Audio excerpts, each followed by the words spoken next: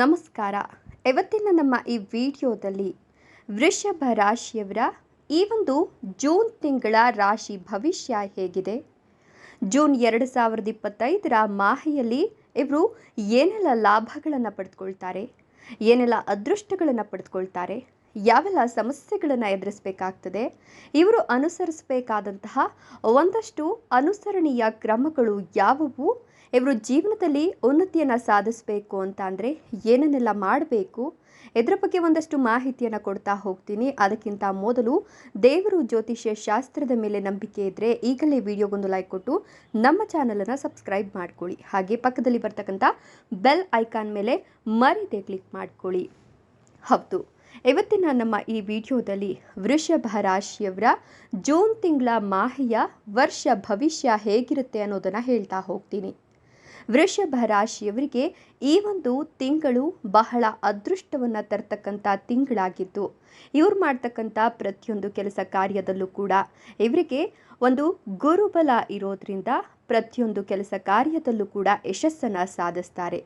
ಈ ರಾಶಿಯವರಿಗೆ ಆರ್ಥಿಕವಾಗಿ ಬಹಳಷ್ಟು ಅದೃಷ್ಟ ತರ್ತಕ್ಕಂಥ ತಿಂಗಳು ಇದಾಗಿದ್ದು, ಒಂದಷ್ಟು ಹೂಡಿಕೆಯನ್ನು ಮಾಡಬೇಕು, ಹೊಸದಾಗಿ ವ್ಯಾಪಾರ ವ್ಯವಹಾರವನ್ನು ಆರಂಭ ಮಾಡಬೇಕು ಅಂದ್ಕೊಂಡಿದ್ರೆ ಈ ತಿಂಗಳಲ್ಲಿ ನೀವು ಮಾಡ್ತಕ್ಕಂಥ ವ್ಯಾಪಾರ ವ್ಯವಹಾರಗಳು ಸಾಕಷ್ಟು ಲಾಭವನ್ನು ತಂದುಕೊಡುತ್ತೆ ಅಂತ ಹೇಳಬಹುದು.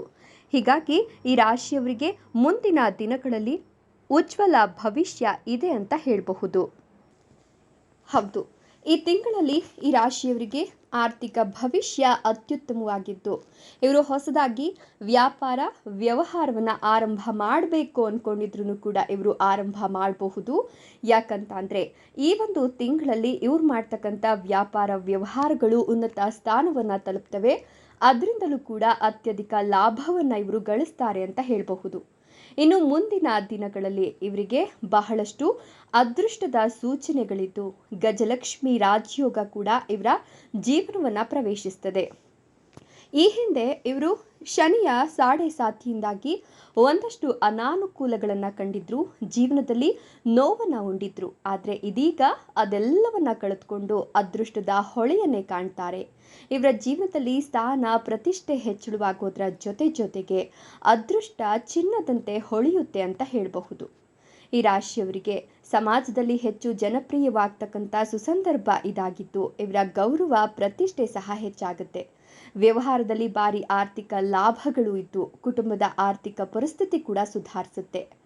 ಉದ್ಯೋಗಿಗಳಿಗೆ ಅನಿರೀಕ್ಷಿತ ಪ್ರಯೋಜನಗಳು ಕೂಡ ಈ ಒಂದು ಸಂದರ್ಭದಲ್ಲಿ ಸಿಗುತ್ತೆ. ಇವರ ಆರೋಗ್ಯ ಕೂಡ ಈ ಸಂದರ್ಭದಲ್ಲಿ ಸುಧಾರಿಸ್ತಾ ಹೋಗುತ್ತೆ. ವ್ಯವಹಾರದಲ್ಲಿ ಈ ರಾಶಿಯವರು ಬಹಳಷ್ಟು ಪ್ರಯೋಜನವನ್ನು ಪಡೆದುಕೊಳ್ತಾರೆ. ಇನ್ನು ಪ್ರೀತಿ ಮತ್ತು ವೈವಾಹಿಕ ಜೀವನದಲ್ಲಿ ಮಾಧುರ್ಯತೆಯನ್ನು ಕಾಣ್ತಾರೆ. ಈ ಸಮಯದಲ್ಲಿ ಇವರಿಗೆ ಆತ್ಮವಿಶ್ವಾಸ ಹೆಚ್ಚಾಗೋದ್ರಿಂದ ಸಕಾರಾತ್ಮಕವಾಗಿ ಸಾಕಷ್ಟು ಬದಲಾವಣೆಯನ್ನು ಕಾಣ್ತಾರೆ. ಈ ಸಮಯದಲ್ಲಿ ನೀವು ಹಠಾತ್ ಆರ್ಥಿಕ ಲಾಭವನ್ನು ಕೂಡ ಪಡೆದುಕೊಳ್ತೀರಾ. ಉದ್ಯಮಿಗಳು ಸಾಲದ ಮೇಲೆ ಹಣವನ್ನು ಪಡೆದುಕೊಂಡು ಅದನ್ನು ಉನ್ನತ ಉದ್ಯಮಗಳಿಗಾಗಿ ಹೂಡಿಕೆಯನ್ನು ಮಾಡೋದ್ರಿಂದ ಭವಿಷ್ಯದಲ್ಲಿ ಹೊಸ ಅವಕಾಶಗಳು ಕೂಡ ಸಿಗ್ತಾ ಹೋಗುತ್ತೆ. ವೃತ್ತಿ ಜೀವನದಲ್ಲಿ ಹೊಸ ಬದಲಾವಣೆಗಳನ್ನು ನೀವು ಕಾಣ್ತೀರಾ. ಈ ಸಮಯದಲ್ಲಿ ನೀವು ದೇಶ ಮತ್ತು ವಿದೇಶಗಳಲ್ಲಿ ಪ್ರಯಾಣವನ್ನು ಮಾಡಬಹುದು. ಅಲ್ಲದೆ ಉದ್ಯೋಗದಲ್ಲಿರ್ತಕ್ಕಂಥವರಿಗೆ ಬಡ್ತಿ ಸಿಗುತ್ತೆ ಅಂತ ಹೇಳಬಹುದು. ಈ ಸಮಯದಲ್ಲಿ ನೀವು ಹಣವನ್ನು ಉಳಿಸುವಲ್ಲೂ ಕೂಡ ಯಶಸ್ವಿ ಆಗ್ತೀರಾ.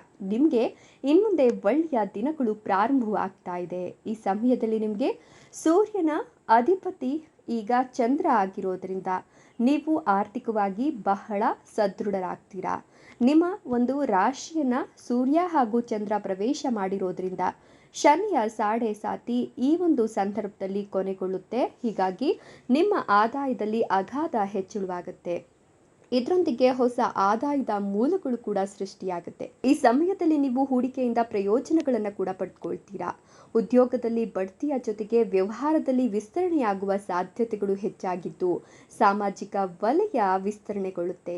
ಈ ಸಮಯದಲ್ಲಿ ನೀವು ವಾಹನ ಅಥವಾ ಆಸ್ತಿಯನ್ನು ಕೂಡ ಖರೀದಿ ಮಾಡಬಹುದು. ಇನ್ನೂ ಕೂಡ ಮದುವೆ ಆಗಿಲ್ಲ ಅನ್ನೋರಿಗೆ ಈ ಒಂದು ಸಂದರ್ಭದಲ್ಲಿ ನಿಮ್ಮ ಗ್ರಹಗತಿಗಳು ಚೆನ್ನಾಗಿ ಇರೋದ್ರಿಂದ ನಿಮಗೆ ಕಂಕಣ ಭಾಗ್ಯ ಕೂಡಿ ಬಂದಿದ್ದು, ಗುರುವಿನ ಸ್ಥಾನ ಗಟ್ಟಿಯಾಗ್ತಿರೋದ್ರಿಂದ ಈ ಒಂದು ಸಂದರ್ಭದಲ್ಲಿ ನೀವು ಮದುವೆಯ ಪ್ರಸ್ತಾಪಗಳನ್ನು ಕೇಳ್ತೀರಾ ಅಂತ ಹೇಳಿದ್ರೆ ತಪ್ಪಾಗ್ಲಿಕ್ಕಿಲ್ಲ.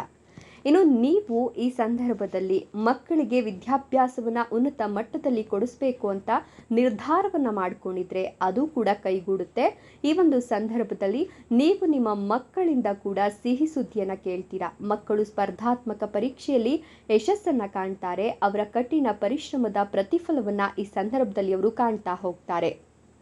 ಇನ್ನು ಈ ರಾಶಿಯವರಿಗೆ ಜೀವನದಲ್ಲಿ ಉನ್ನತ ಉದ್ಯೋಗಾವಕಾಶಗಳು ಕೂಡ ಸಿಗುತ್ತೆ. ಅಲ್ಲದೆ ನಿರುದ್ಯೋಗಿಗಳಿಗೆ ಅವರಿಷ್ಟದ ಉನ್ನತ ಉದ್ಯೋಗಗಳು ಸಿಗೋದ್ರ ಜೊತೆಗೆ ಅವರ ಕನಸು ಈ ಸಂದರ್ಭದಲ್ಲಿ ನನಸಾಗುತ್ತೆ.